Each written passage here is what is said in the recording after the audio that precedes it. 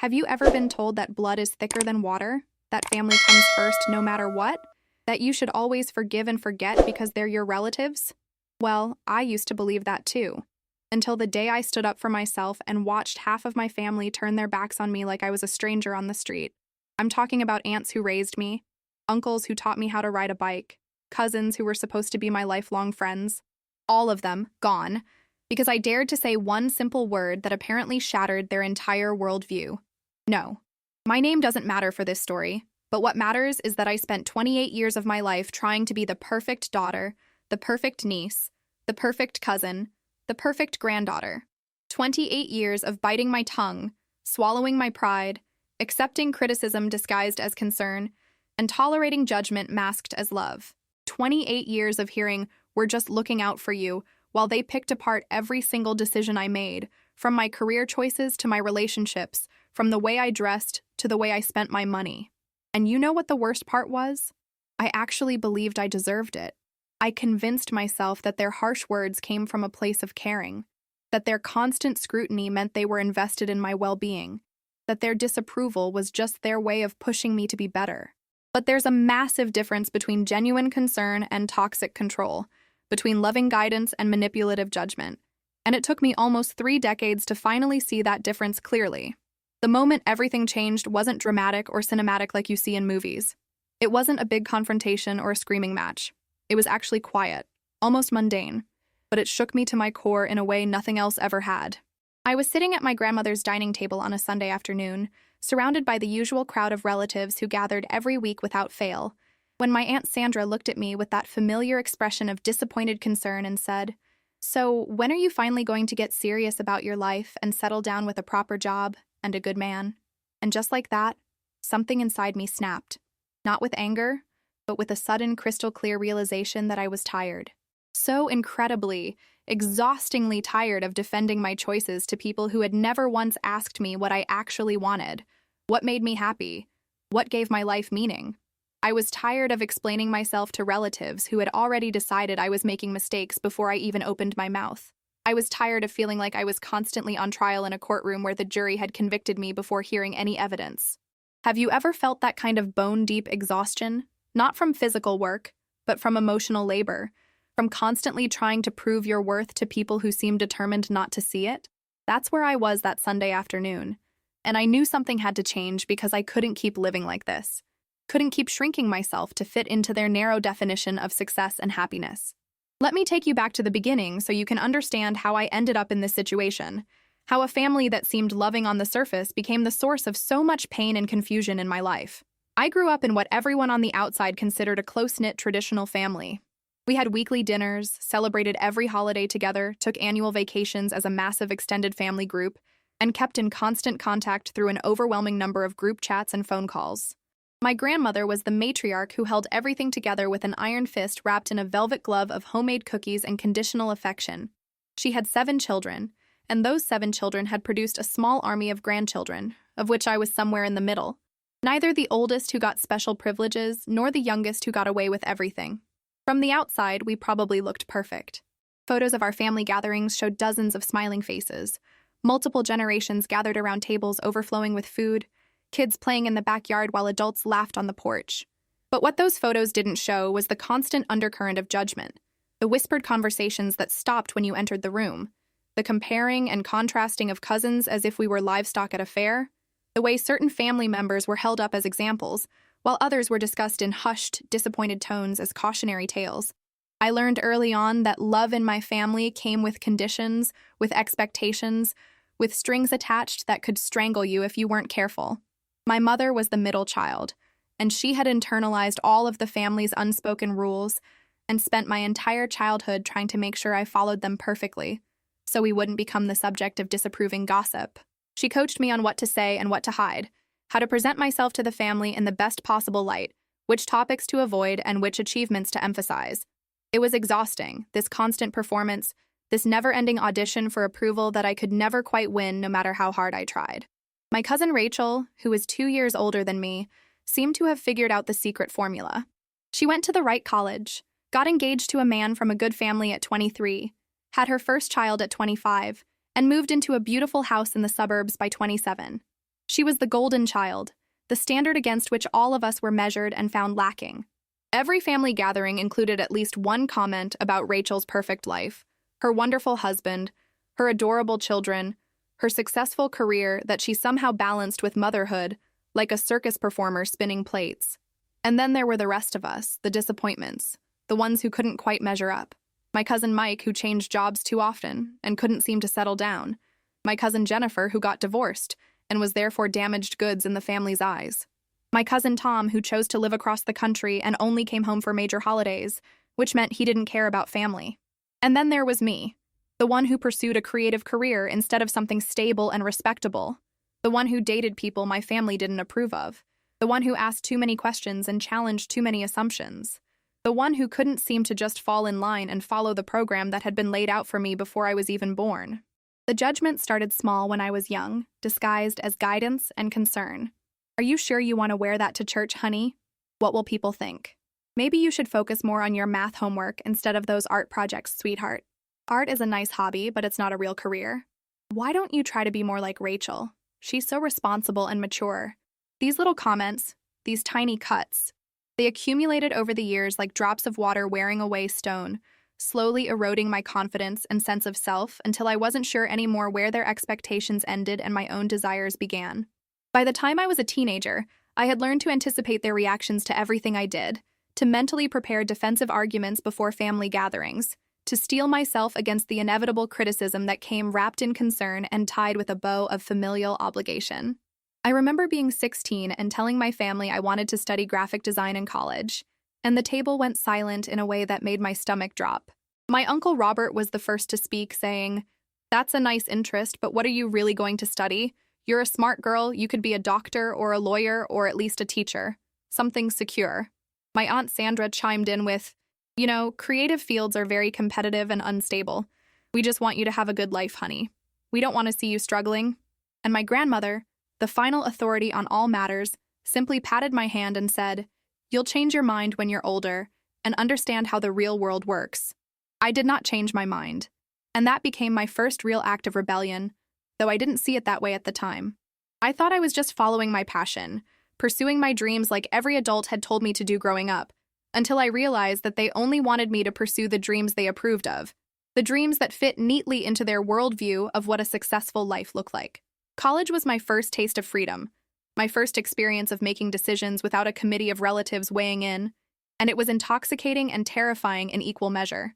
I threw myself into my studies, discovered that I actually had talent and potential in my chosen field, made friends who supported my goals instead of questioning them, and started to build a life that felt authentic to me. But every time I went home for a visit, I felt myself shrinking back into the role they expected me to play, the compliant niece who would eventually see the error of her ways and return to the fold with apologies and a more acceptable life plan. Have you ever experienced that feeling of being two different people? The person you are when you're free to be yourself, and the person you become when you're around family who refuses to see the real you? It's like living in two parallel universes, and the exhaustion of constantly switching between them is indescribable. After college, I actually found success in my field, landing freelance clients and eventually a position at a small but growing design agency. I was making decent money, paying my own bills, living independently in a city I loved, and by all objective measures, I was doing well. But that's not how my family saw it. To them, freelancing was unstable, working for a small company was risky, and living in the city was impractical and probably dangerous. The family group chat became a constant source of anxiety, with relatives sending job postings for corporate positions I had no interest in, articles about the dangers of urban living, and passive-aggressive messages asking when I was going to get serious about my future. My mother would call me at least 3 times a week, ostensibly to check in, but really to deliver the latest family consensus about my life choices. The newest concern they had discussed at the weekly dinner I rarely attended anymore because I was working or honestly just needed a break from the constant judgment. The questions became more pointed as I moved through my 20s. When are you going to find a nice man and settle down? Don't you want children before it's too late?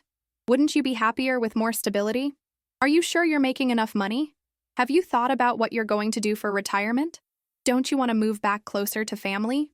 Each question felt like a small betrayal. A suggestion that my life as I was living it wasn't enough, wasn't right, wasn't acceptable. And the worst part was how they framed everything. They never said you're making bad choices directly. Instead, it was always, we're just concerned about you, or we love you and want the best for you, or we're just trying to help. This made it nearly impossible to defend myself because how do you argue against love and concern? How do you tell people who claim they're trying to help that their help is actually hurting you? Any pushback was met with accusations of being ungrateful, oversensitive, or disrespectful. We're your family.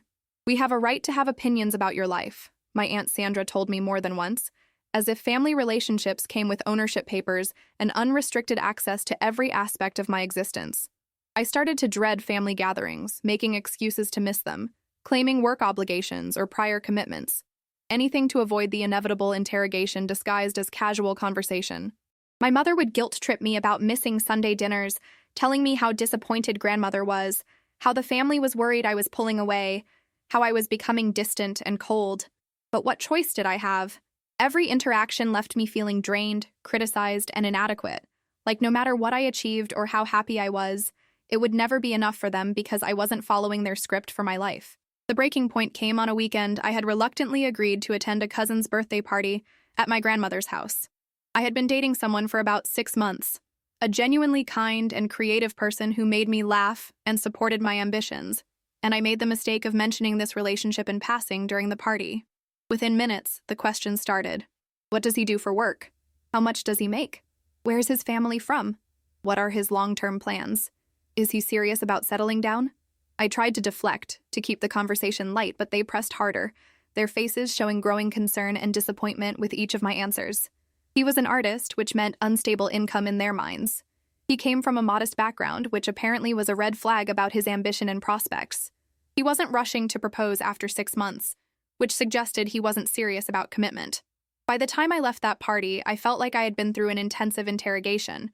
And the worst part was that their criticism made me start questioning my own relationship, doubting my own judgment, wondering if maybe they were right, and I was making another mistake in a long series of mistakes they had been documenting since I chose the wrong college major. That night, I lay in bed feeling physically sick from the anxiety and stress, replaying every comment and question, analyzing every disappointed look and concerned tone. And suddenly, in the darkness of my bedroom, I had a moment of absolute clarity. I realized that I was happy in my life. I loved my work, I loved my relationship, I loved my apartment and my friends and the life I had built for myself. The only thing that made me unhappy, the only thing that filled me with dread and anxiety and self-doubt, was my family's constant judgment and disapproval. And in that moment, I understood something fundamental. I could not control their opinions or their expectations, but I could control how much access I gave them to criticize my life. I could set boundaries. The word felt revolutionary and terrifying at the same time. Boundaries. I had never been taught that boundaries were acceptable in family relationships. Everything I had been raised to believe told me that family was entitled to unlimited access, unlimited opinions, unlimited involvement in your life. But sitting there in the dark, I realized that this belief was destroying me slowly, eroding my happiness and self-confidence piece by piece.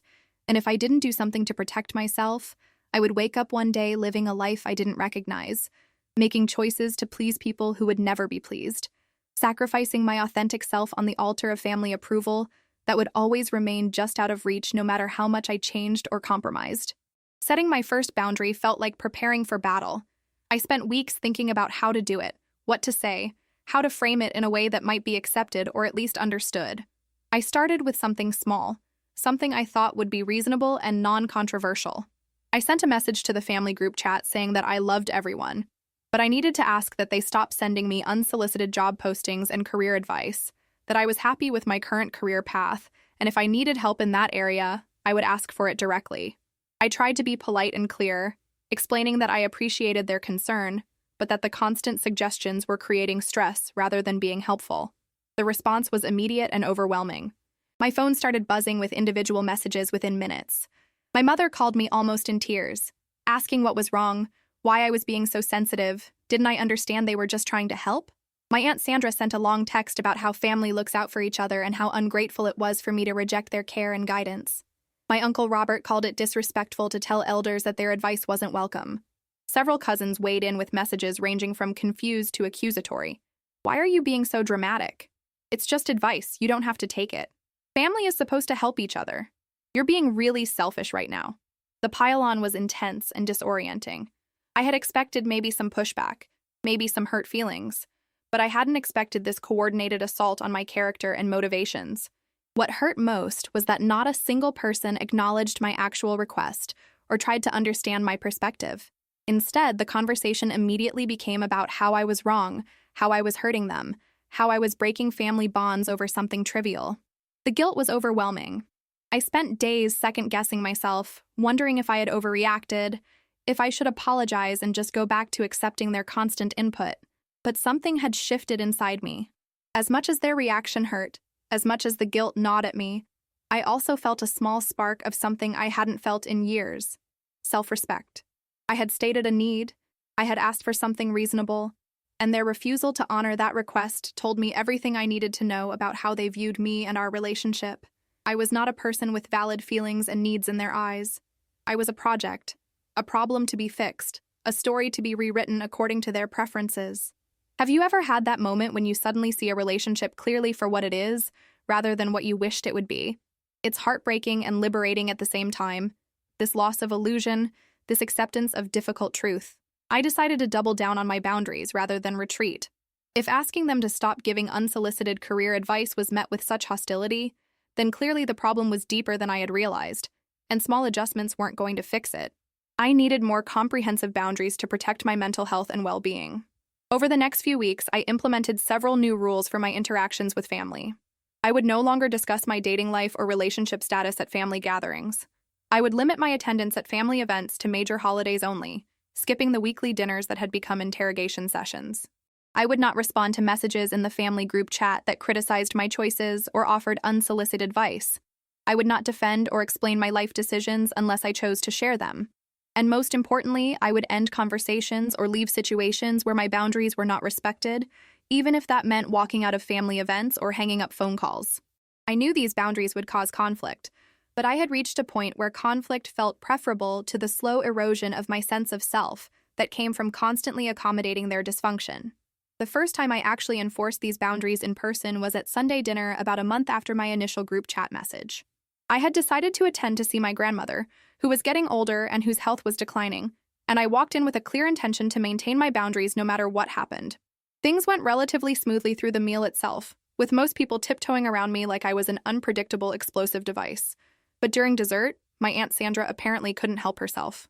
She looked at me with that familiar expression of concerned disappointment and said, "So, are you still seeing that artist boy? Or have you come to your senses?" The table went quiet, everyone waiting to see how I would respond, and I felt all eyes on me like spotlight beams. I took a breath and said calmly, "Sandra, I've asked you not to comment on my relationship choices. I'm not going to discuss this with you." Her face registered shock, then offense, then anger in rapid succession. "Excuse me? I'm your aunt. I have every right to ask about your life. I'm just concerned about you." I stood up from the table, my heart pounding but my voice steady.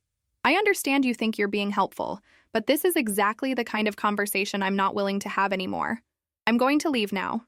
Grandmother, thank you for dinner. I love you, and I'll call you this week." And I walked out, leaving behind a table of stunned relatives and my mother's voice calling after me to come back and stop being ridiculous. The aftermath of that dinner was explosive in ways I hadn't fully anticipated. My phone blew up with angry messages accusing me of ruining a family dinner, of disrespecting my aunt, of being dramatic and attention-seeking, of thinking I was better than everyone else. My mother called me crying, begging me to apologize to Sandra and to stop whatever I was doing because I was tearing the family apart. "Why are you doing this?" she asked through tears. "What's happened to you? You used to be so sweet and agreeable. This isn't who you are." But that was exactly the problem. The sweet and agreeable version of me they loved was a performance. A mask I had worn for so long I had almost forgotten it wasn't my real face. The person I was becoming, the person setting boundaries and refusing to accept disrespect, this was actually who I was underneath all the people-pleasing and conflict avoidance I had been taught since childhood. Several relatives stopped talking to me altogether after that dinner. My Aunt Sandra refused to acknowledge my existence at family events.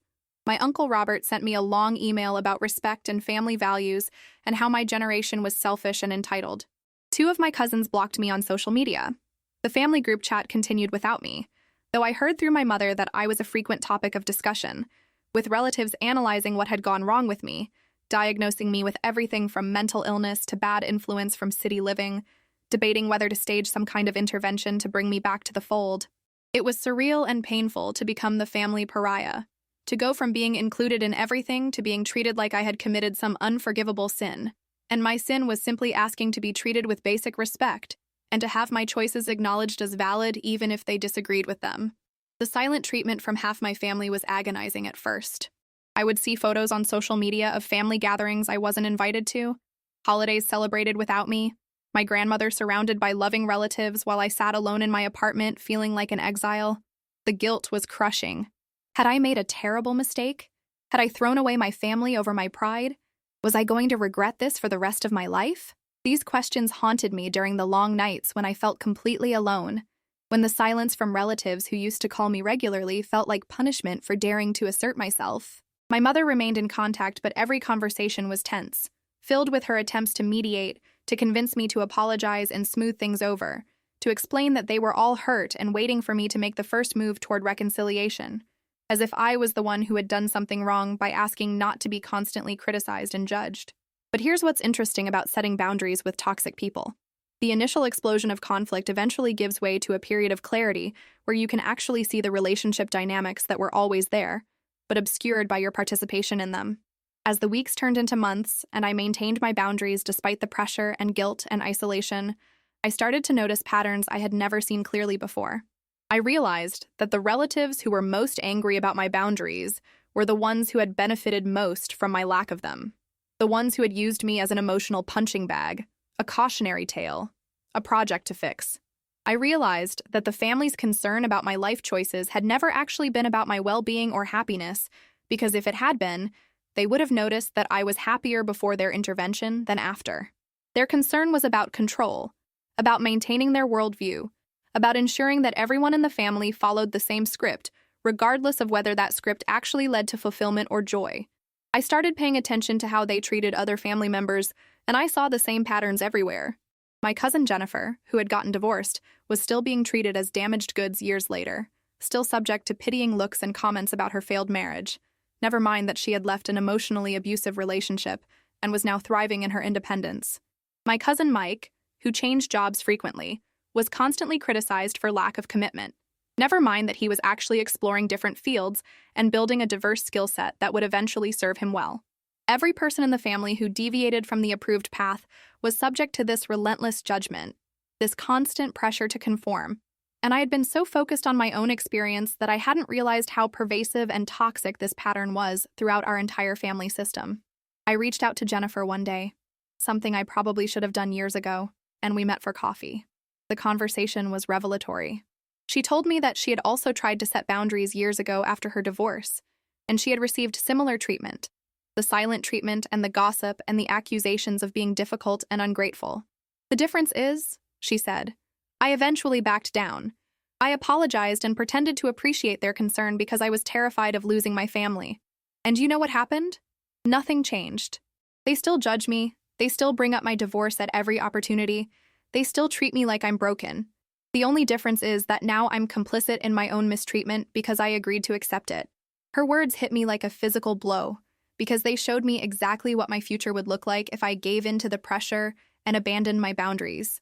Around this time, I also made a discovery that changed my entire understanding of my family dynamics. My grandmother had a stroke, not severe but serious enough to require hospitalization and recovery time, and I went to visit her in the hospital despite knowing I would probably run into relatives who weren't speaking to me. When I arrived at her room, she was alone, and we had our first real conversation in months. She was weak and vulnerable in a way I had never seen her before, and maybe that's why she spoke more honestly than she ever had. She told me she was proud of me, which shocked me because the family narrative had been that she was disappointed and hurt by my behavior. She told me that she understood what I was doing, that she had spent her entire life accommodating other people's expectations and had never learned to set boundaries herself, and she could see that it had cost her. I raised my children to be obedient, she said, her voice thin and tired, and they raise their children the same way. But obedience isn't the same as love, and sometimes I wonder if any of us really know how to love each other without conditions. She told me something that shook my entire understanding of my family history. My grandfather, who died before I was born, had been controlling and judgmental, and she had spent her marriage walking on eggshells, trying to keep peace, teaching her children to do the same. The pattern I was experiencing had been passed down through generations, an inheritance of toxicity that everyone had accepted as normal because it was all they knew. "Don't be like me," she whispered, squeezing my hand with surprising strength. "Don't wait until you're old and sick to realize you spent your whole life living for other people's approval. If they can't love you as you are, then that's not really love, is it?"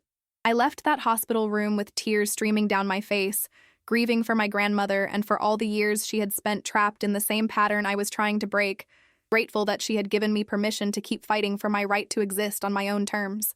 When other relatives arrived at the hospital later, none of them mentioned my presence or acknowledged me, and I realized that their silence wasn't really about me at all. It was about their discomfort with anyone challenging the system that they had built their entire identities around. The months that followed were a period of intense personal growth and painful recalibration. I grieved the family I had thought I had, the illusion of unconditional love and support that I had believed existed, despite all evidence to the contrary.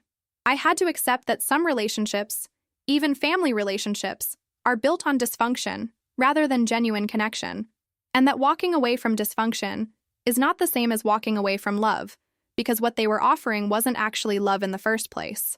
I went to therapy to process everything I was experiencing, to understand the patterns of enmeshment and control that had characterized my family system, to learn how to maintain boundaries without collapsing under the weight of guilt and grief. My therapist helped me understand that the intense backlash I had received was actually a sign that my boundaries were necessary and appropriate, because healthy people don't react to reasonable boundaries with rage and rejection. She helped me see that I had been conditioned since childhood to believe that I was responsible for other people's emotions, that saying no was cruel, that prioritizing my own needs was selfish, and that these beliefs had kept me trapped in relationships that were slowly destroying my sense of self. Unlearning these patterns was hard work, the hardest thing I had ever done, but gradually I started to feel stronger, more confident, more certain that I had made the right choice even though it had cost me so much. I also started building a chosen family, deepening friendships with people who accepted me as I was, who celebrated my successes instead of questioning them, who offered support instead of criticism. My relationship with the person I had been dating grew stronger because I was no longer undermining it with constant doubts planted by my family's disapproval. I threw myself into my work and found even more success because I was no longer using mental and emotional energy to manage family drama and defend my choices. Slowly, gradually, I started to understand what it felt like to live authentically, to make decisions based on what I wanted rather than what others expected, to exist without constantly anticipating judgment and criticism. And here's what surprised me. I wasn't miserable without my family's approval. In fact, I was happier than I had been in years, maybe ever. The relationships I had lost were not actually nourishing me, they were draining me, and their absence created space for relationships and experiences that actually added value to my life. About a year after I had walked out of that Sunday dinner, something unexpected happened. My cousin Mike reached out to me, saying he wanted to talk. We met at a coffee shop, and he told me that watching what I had gone through had made him think about his own relationship with the family. He had been defending them to me initially, thinking I was overreacting, but over time he started to notice the same patterns of judgment and control in his own interactions with relatives. He had started setting his own boundaries, and he had received similar pushback, though not quite as severe as mine had been. "I think," he said, "you were the canary in the coal mine. You were the first one to say out loud that this isn't normal, that families shouldn't treat each other this way, and it scared them because if they admitted you were right, they would have to look at their own behavior and relationships, and that's terrifying." Over the following months, several other cousins reached out with similar stories. We formed our own smaller circle, separate from the main family group, supporting each other in maintaining boundaries and building healthier relationship patterns. Not everyone in the family had cut me off, I realized. The ones who stopped talking to me were the most invested in the dysfunctional system, the ones who couldn't tolerate anyone challenging the status quo. But there were others who had quietly supported me, who had recognized themselves in my struggle, who had been waiting for someone to say that the emperor had no clothes, that our family's claim to be close and loving didn't match the reality of how we actually treated each other. This discovery was both validating and sad. It validated that my experience wasn't unique, that others had suffered from the same patterns of judgment and control, that I wasn't crazy or oversensitive or any of the other things I had been called. But it was also sad because it meant that multiple people in the family had been struggling with this for years, decades even, and we had all been isolated in our individual pain, unable to talk about it, because acknowledging the problem would mean challenging the family mythology of closeness and unconditional love. How many years had we all spent suffering in silence, assuming we were the only ones who felt suffocated by the family's expectations and judgment? How many opportunities for authentic connection had we missed because we were all too busy performing our assigned roles and pretending everything was fine? As I write this now, it's been 2 years since I set my first boundary, and my relationship with my extended family remains fractured. Some relatives still refuse to speak to me. Others have reached out with conditional olive branches, basically offering to reconcile if I apologize for causing trouble and agree to go back to accepting their input on my life. I have declined these offers because they aren't real reconciliation. They're just invitations to resume the dysfunctional patterns that caused the conflict in the first place. A few relatives have genuinely respected my boundaries and maintained connection with me on healthier terms, and these relationships have actually deepened and improved because they're now based on mutual respect rather than familial obligation. My mother and I are still working on our relationship. She struggles with being caught between me and the rest of the family, wanting to support me, but also wanting to maintain peace and keep everyone happy, which is impossible when one person is demanding respect and others are demanding submission. We have good days and bad days, and I'm learning to accept that she may never fully understand my perspective because she's too embedded in the system herself. But we love each other, and we're both trying. And that's something. My grandmother passed away 8 months ago, and her funeral was the first time I had been in a room with the entire extended family since I had set my boundaries. It was awkward and tense, with some relatives pretending I didn't exist while others offered stiff, polite acknowledgement. But I didn't regret my choices, not even in that moment of grief and family gathering, because I knew that my grandmother had understood, that in her final months she had validated my decision, that she had wished she had been brave enough to do the same thing decades earlier. I like to think that watching me set boundaries and survive the backlash gave her some peace, some hope that the pattern she had perpetuated could be broken, that future generations didn't have to live the way she had lived. Looking back now, I can see that setting boundaries with my family was one of the most difficult and most important things I have ever done. It cost me relationships I had thought would last my entire life. It forced me to grieve the family I had wished I had while accepting the reality of the family I actually had. It required me to sit with guilt and doubt and grief while I slowly learned to trust myself and my own judgment over their voices in my head, telling me I was wrong, selfish, ungrateful, broken. But here's what I gained. I gained myself. I gained the ability to make decisions based on what I want and need rather than what others expect. I gained relationships with people who actually see me and value me as I am. I gained the peace that comes from living authentically instead of performing a role. I gained self-respect, self-trust, and self-love that I never could have developed while I was constantly trying to earn approval from people who had made it clear that approval would always be conditional and out of reach. I gained the understanding that some relationships, even family relationships, are not worth preserving if they require you to abandon yourself in order to maintain them. And I gained a model for any future relationships, a clear understanding that boundaries are not walls meant to keep love out. They're guidelines that teach people how to love you in ways that actually nourish rather than harm. Have you ever been through something similar? Have you ever had to choose between maintaining peace and maintaining yourself? Have you ever realized that the people who claim to love you most are the ones making you feel worst about yourself? If you're going through this right now, if you're considering setting boundaries with toxic family members but you're terrified of the consequences, I want you to know that you're not alone. I want you to know that their anger at your boundaries is not proof that your boundaries are wrong. It's actually evidence that your boundaries are necessary. I want you to know that you deserve to be treated with respect, that you deserve to make your own choices even if others disagree with them, that you deserve relationships that add to your life rather than subtract from it. And I want you to know that it's okay to grieve what you lose when you set boundaries, but it's also okay to celebrate what you gain, which is yourself, your authenticity, your peace, your freedom to live life on your own terms. The path I chose was not easy. There were days when I wanted to give up, to apologize, to go back to the way things were because at least then I wasn't alone. At least then I had the illusion of family closeness, even if it came at the cost of my authentic self. But I kept going because I realized that loneliness with self-respect is better than connection that requires self-abandonment. I kept going because I saw my grandmother's regret in her hospital bed, and I didn't want to end up in the same place, looking back on a life lived for other people's approval. I kept going because I started to understand that I wasn't breaking my family. I was just revealing the cracks that had always been there, but everyone had agreed to pretend didn't exist. So if you've made it this far in my story, If you've listened to this entire journey of setting boundaries and losing half my family in the process, I hope you've found something valuable here. Maybe you've recognized yourself in parts of this story. Maybe you've realized that what you're experiencing in your own family isn't normal or healthy. Maybe you've been considering setting boundaries but haven't had the courage yet. Or maybe you've already set boundaries and you're struggling with the aftermath, wondering if you made the right choice, dealing with guilt and grief and the backlash from people who refuse to respect your needs. Whatever your situation, I want you to know that your feelings are valid, your needs are legitimate, and you have the right to protect yourself even from family members who claim they have your best interests at heart. I want to hear from you. Comment below and tell me, have you ever had to set boundaries with family members? What happened? How did they react? Are you currently struggling with a toxic family situation and trying to decide what to do? Or maybe you've been on the other side of this. Maybe someone in your family has set boundaries with you and you're trying to understand why. I read every comment and I love engaging with this community, sharing our experiences and supporting each other through these difficult situations because nobody should have to go through this alone. Understanding the importance of this content.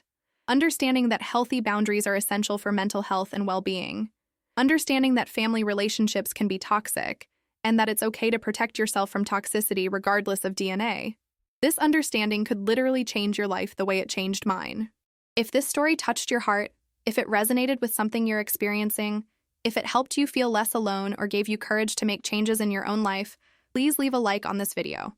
Your likes help this content reach more people who might need to hear this message, who might be struggling in silence thinking they're the only ones experiencing this kind of family dysfunction.